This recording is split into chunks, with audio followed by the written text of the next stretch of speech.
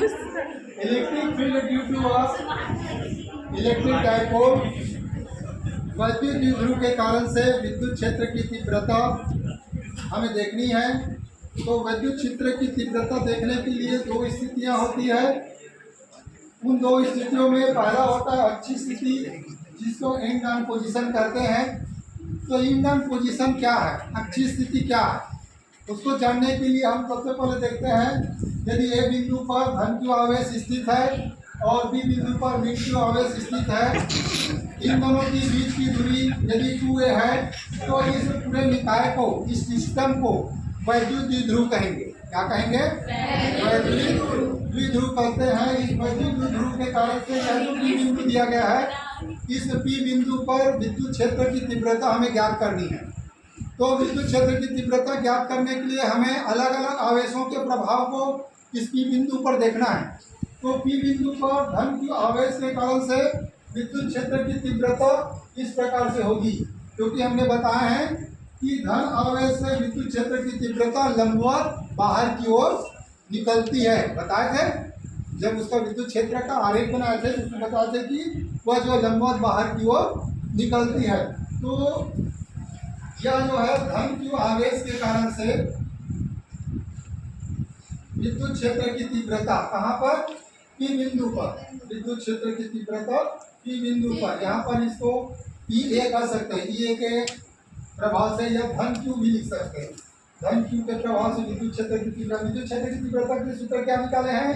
1/4π इसके बाद q/r²। यहाँ पर r² नहीं होगा क्योंकि वहाँ से उसकी दूरी होती है। तो a से p की दूरी लिखेंगे, a से p की दूरी का वर्ग है, इसको इक्वेशन 1 देंगे। इक्वेशन 1 में अब a से p की दूरी क्या है हमें पता नहीं है, लेकिन एक चीज पता है, इसके मध्य से इसकी दूरी 2a है। तो a से b की दूरी 2a है, तो o से a की दूरी कितना हो गया? a, और o से b की दूरी कितना हो गया? 1। 2a को दो भागों में बांट दिए, और o से p की दूरी मालूम है, तो पूरी दूरी में से इस दूरी को घटा देंगे तो ये दूरी निकल जाएगा, a p की दूरी निकल जाएगा। तो वहां पर लिखते हैं AP is equal to OP पूरी दूरी माइनस OA। तो OP की दूरी कितना दिया गया है? R, और उसकी दूरी कितना दिया गया है? A। ये दूरी कितना दिया गया है? A। इस प्रकार से AP के मान को यहाँ पर रखेंगे। तो E धन q के कारण से विद्युत क्षेत्र की तीव्रता 1/4π इंटू q/r-a का होल वर्ग। यह क्या आता है? इक्वेशन 2 प्राप्त होता है। ये किसके प्रभाव से है? किसके प्रभाव से है? धन q आवेश के कारण से। किसके कारण से? धन q आवेश के कारण से। तो ये विद्युत क्षेत्र की तीव्रता को हम जो है E धन q भी लिख सकते हैं, और क्या लिख सकते हैं? E1 भी लिख सकते हैं, जो लिखना चाहोगे E1 लिखो या E धन q, इस प्रकार से। अब देखते हैं यहाँ पर ऋण q भी स्थित है। ऋण q का भी इसका प्रभाव पड़ेगा P बिंदु पर, तो उसका विद्युत क्षेत्र की तीव्रता क्या होता है? ऋण q पर प्रवेश करते हैं। ऋण q आवेश पर विद्युत क्षेत्र लंबवत प्रवेश करते हैं। तो लंबवत प्रवेश करेंगे तो इसका मतलब इसकी दिशा ऐसे हो जाएगी, प्रवेश कर रहा है उधर जा रहा है। तो यहाँ पर इसको लिखते हैं -q। क्या करेंगे? -q, या लिख सकते हो E2। इसके प्रभाव से ऋण q के प्रभाव से P बिंदु पर विद्युत क्षेत्र की तीव्रता। तो इसके लिए भी लिखते हैं E-q is equal to, direct लिख देते हैं 1/4π q/, क्या हो जाएगा? BP का वर्ग। ये BP का वर्ग, ये समीकरण नंबर क्या हो गया? 3 हो गया। अब BP की दूरी कितनी है? हमको तो ये दूरी मालूम नहीं है, तो ये दूरी मालूम नहीं, इस तरह से क्या करते हैं, ये दूरी में से इस दूरी को जोड़ देंगे। क्या करेंगे? जोड़ेंगे। टोटल दूरी में से इस दूरी को जोड़ेंगे, तो क्या हो जाएगा आपका? BO धन OP। क्या हो जाएगा, P P is equal to D O O P, यहाँ जोड़ना पड़ेगा क्योंकि दूरी उधर दिया गया है। तो बी ओ कितना दिया गया है, ए, और इसकी दूरी कितनी है, आर। इसको सीधा कर देंगे अपन तो क्या हो जाएगा, आर प्लस, इस मान को कहाँ पर रखेंगे, यहाँ पर रखेंगे। तो E minus Q is equal to 1/4 pi epsilon naught Q upon अपना आर प्लस ए का होल वर्ग। ये इक्वेशन नंबर क्या हो जाएगा आपका, 4th हो जाएगा। क्या हो जाएगा,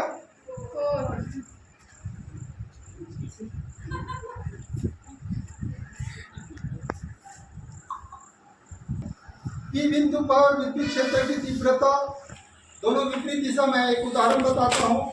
यदि हवा की दिशा इधर 10 किलोमीटर की स्पीड से जा रहा है ना, और उधर से कोई गाड़ी 15 की स्पीड से आ रहा है, तो उसके प्रभाव को रोकेगा वो, क्योंकि विपरीत दिशा होता है।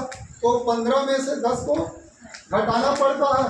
तो वैसे ही पास वाले का प्रभाव P बिंदु पर ज़्यादा होगा।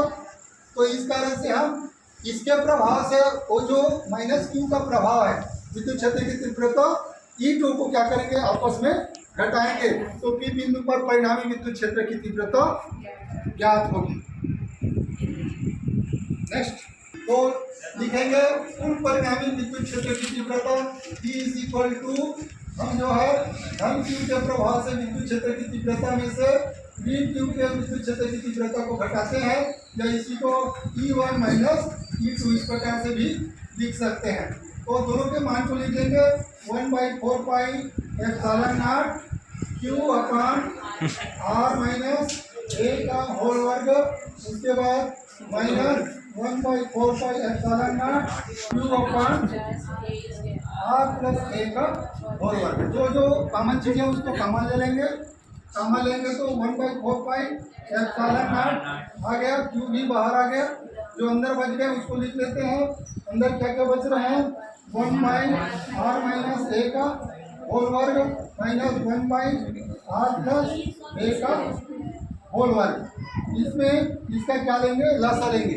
तो लसा लेंगे तो लसा क्या होगा, ए ऋण बी और ए धन बी इसके बराबर होता है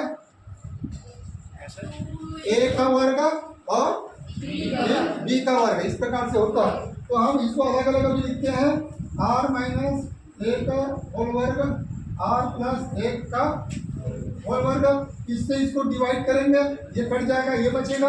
और इसको एक्सपांड भी करना चाहो कर सकते, बाद में कर लेंगे। चलो, आर प्लस ए का होल वर्ग माइनस इसके बाद ये कट गया, ये बचा। इसको आर माइनस ए का वर्ग, और इसके सामने जो दिया गया है इसको जैसे कैसे उतारेंगे। अब इसको एक्सपांड करेंगे तो ए प्लस बी का होल वर्ग क्या होता है, इक्वल टू, बताइए क्या होता है, ए प्लस बी का वर्ग। ए प्लस बी का वर्ग क्या होगा, आर का स्क्वायर प्लस ए का स्क्वायर बी का वर्ग प्लस 2ab। इसी प्रकार से आर के रूप में लिखेंगे। उसके बाद ये माइनस है, अंदर के सभी माइनस को भी लिखते जाएंगे। तो ये क्या हो जाएगा, माइनस आर स्क्वायर, उसके बाद ए स्क्वायर होगा, तो ए स्क्वायर में भी माइनस लगेगा, ए square.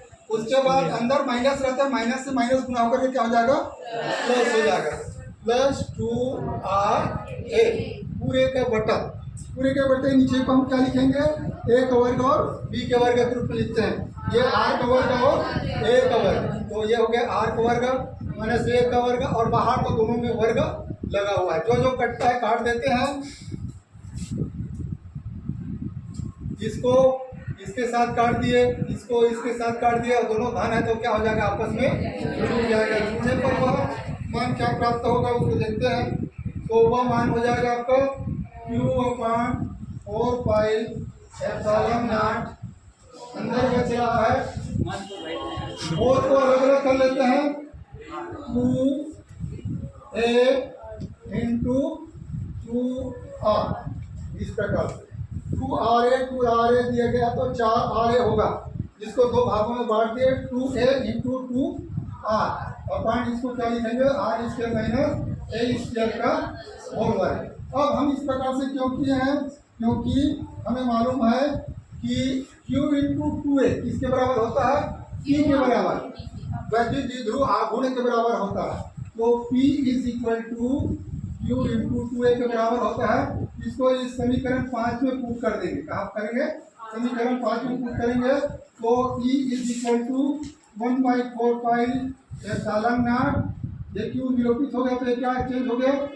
P into 2R upon R square minus A square का होल स्क्वायर। तो इसको दो गुना करेंगे तो दो गुना क्या हो जाएगा? 2PR। क्या हो जाएगा? 2PR का R square minus A square का होल स्क्वायर होता है। तो यह जो है अच्छी स्थिति पर विद्युत क्षेत्र की तीव्रता P बिंदु को प्रदर्शित करता है। अब यदि R की जो वैल्यू है, R बहुत बड़ा है किसके द्वारा? A से, तो इसको क्या कर सकते हैं? नगण्य कर सकते हैं। क्या करेंगे? नगण्य करेंगे। तो नगण्य करेंगे तो ये दो अंदर गुणा हो जाएगा, दो गुणा होगा तो क्या होगा? 4, और 4 को R से घटेंगे तो कितना हो जाएगा? 3। तो नीचे बचता तो उसको लिखेंगे अगला विद्युत क्षेत्र की 4 पाई एप्सिलॉन नॉट R का क्यूब। इस प्रकार से क्या होगा? R cube. तो यह जो है अच्छी शीतल विद्युत क्षेत्र की तीव्रता दो गुनी होती है 2P/4 pi epsilon 0 R square. जब हम जो है A को नगण्य करते हैं, अत्यधिक पास होता है। तो ठीक है, अच्छी चीज समझ में आ गया।